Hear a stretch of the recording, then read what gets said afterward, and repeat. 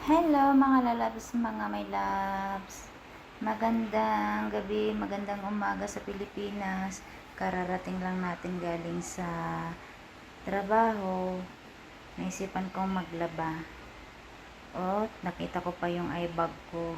Grabing laki ng eye bag ko. So, kailangan kong matulog ngayon ng maaga. Gawa ng puyat, pagod sa trabaho. Ayan ang labahan ko na, ready na yung labahan ko. Yung uniform lang ang labahan ko, guys. Kaya lalagyan muna natin ng sabon. Kaya mahirap kung walang sabon. Ang paglalaba ay kailangan may sabon. Di maging malinis ang ating damit kung walang sabon. Sa ginawa ko nga dyan, guys, pag ako'y naglalaba ng puti, lalo na pag uniform, nilalagyan ko siya ng powder, and siguro hindi ko alam kung ako lang ba ang gumagamit ng ganitong paglalaba. Gumagamit talaga po ako ng sabon na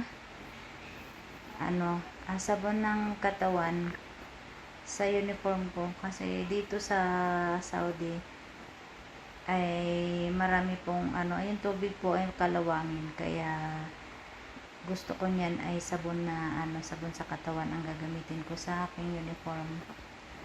Kaya po mayroon akong may powder pa ako at mayroon pa akong sabon pa sa sa katawan.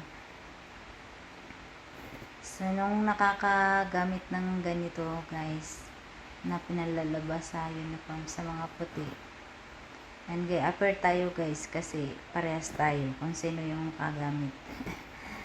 Diba? Ganyan lang ang paglalaba, guys. Mahirap dito sa kasi solo flight mo lang. Kahit na pagod ka, kailangan mong labahan ang iyong uniform kaya wala kang suotin bukas. Diba? Diba? Napakahirap na bilang isang OFW. Kaya laban lang ng sa parte na yan, nagsusurkat na nga pala ako, nagsasampay na pala ako. Di ko mala napakita yung yung pagbabanlaw. Hayaan nyo na, basta importante is mahalaga. Charot, mahalaga, sana all mahalaga, no?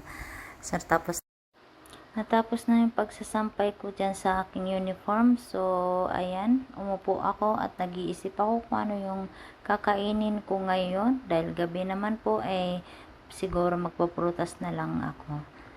So, guys, hanggang dito na lang ang aking video. Medyo mahaba na rin ang aking videos. Maraming salamat po sa inyong suporta. Sana po ay mapanood nyo hanggang dulo. Huwag niyong kalimutan, guys, may proper engage po tayo dito sa social media. Kaya sumunod po tayo. Yun lang, guys. Thank you for watching and God bless all.